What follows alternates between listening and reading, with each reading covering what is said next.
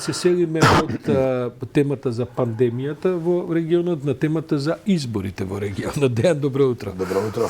Јас веќе зборував од утринава онака во кратки црти што се случи околу нас. Ајде да тргнеме со Косово. Таму се случи вториот круг на избори. На тој втор круг на избори, бидејќи во првиот не се прослави партијата владеачка на Албин Курти, како поминаа во вториот? Не се прогласи ни у втората, ни у вториот избор. Да, од 38 општини само 4 успеа да освои, меѓу кои не се поголемите градови.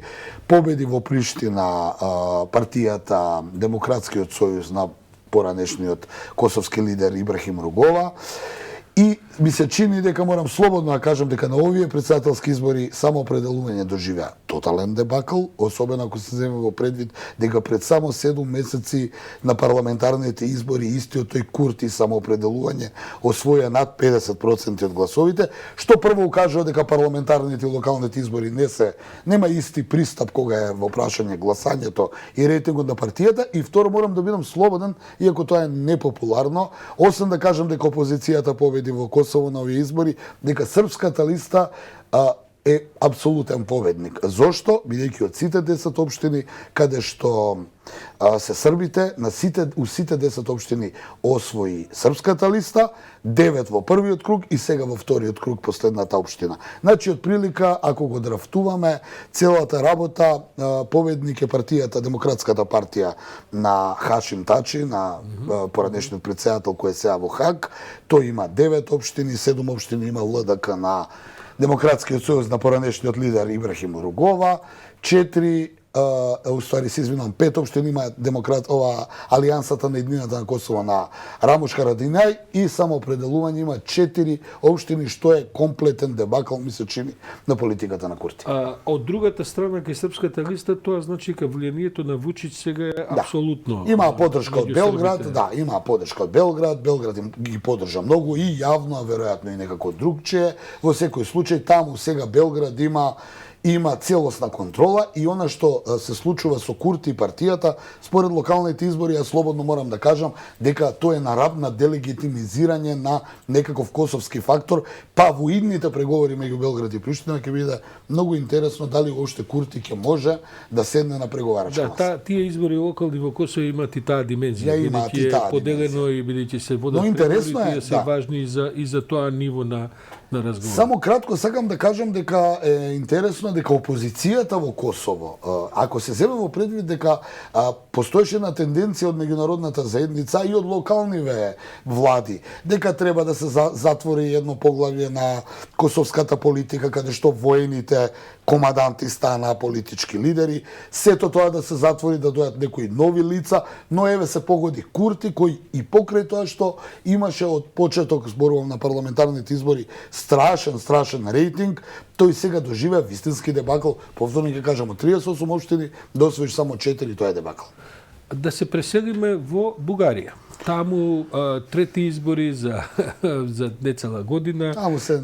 А и резултатите некако, како да кажам, се свртија цел полн круг, би се рекол, 360 степени од оние први на избори, кога и да беа веќе во април. Да, веќе не знам, малку конфузно е. Така, целата работа е конфузна. Повторно, последните резултати покажуваат дека не се знае кој води во суштина, бидејќи ние говоревме од она што ги гледаме извештаите за излезни анкети. Да.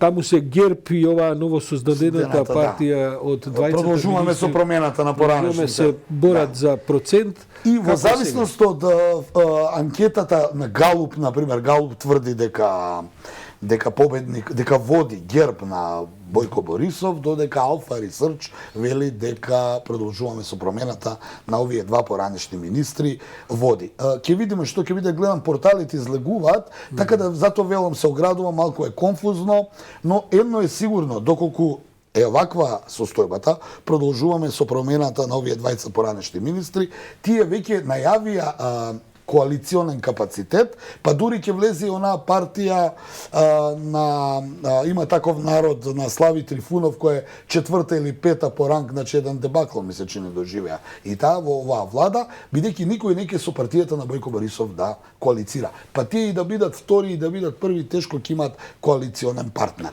Важно е да кажеме уште дека вчера се одржа и првиот круг од претседателските избори, каде што актуелниот независен претседателски кандидат Румен Радев води во првиот круг пред кандидатот на партијата на Бојко Борисов, вториот Атанас Герџиков се вика тој, и тој е независен кандидат, но и тој е поддржан од ГЕРБ од Бојко Борисов. Пак има втор круг на 21 ноември, ќе видиме кој ќе победи. Добро, многу мала излезност, не цели 40%. 38 ми се чини 38, јас се бега малку правев една математика, тоа значи од 10 гласа ќе излега помалку од четворица, да. А победниците тешко дека имаат и еден од тие четворица, значи практично ќе се владее со една многу лоша поддршка во јавноста, таа секако нема да биде над 50%. Климава влада, кој да ја прави, ќе биде владата на стаклени нозе, да, што не биде...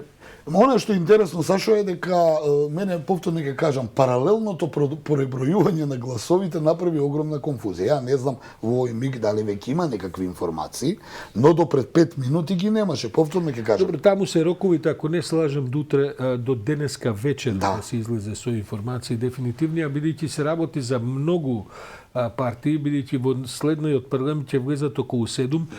Каракачанов изгледа дека многу се насука на овие избори. Сега Каракачанов се збриша, го нема Каракачанов. Да, мислам околу 1% остои. Тотален дебакл, тој воопшто не е ни во политичкиот живот веќе, а не во парламентот. Затоа велам, ќе видиме што ќе биде. Оваа партија има тако, се извинувам, победничката, што ја велат, продолжуваме со промените, партијата, таа има голем коалиционен капацитет. Веќе има договорено со треторангираната, четврторангираната и повторно ќе има ќе има влада на стаклени нозе. Да кажеме само дека бугарскиот парламент брои 240 пратеници, таму мнозинството е 121, тоа не може да се направи без најмалку 3 партии според овие избори. А според информациите тие веќе имаат договор доколку победат, се разбира. А Бојко Борисов ќе има проблем, тој нема коалиционен капацитет, барем ова што можеме сега. Но таму поделеност останува, во парламентот ќе влезе и она контроверзна партија на турците која е поддржана од Пеевски, кој што се наоѓа, сега тоа се малку детали кои не знам дали кај нас се добро познати, но се наоѓа на црни листи, американски и така натаму. Но проблем е уште еден, Сашо. Осомничени за криминали големи и така. Румен Радев очигледно ќе биде реизбран, очигледно според ова што знаеме, и тој ќе биде дополнителен проблем ако се зема во предвид актуелната позиција на Румен Радев и неговото влијание од истокот. Јас моите разговори со нашите бугарски колеги ги одложив за утре токму заради оваа ситуација во која знам дека утринава нема да имаме подефинитивни да кажем. Освен ако не се случи македонско сценарио, сите да победат вечер. Ако се случи и тоа, тогаш и утре ќе мора да ги пролонгираш разговорите. Сите ќе слават.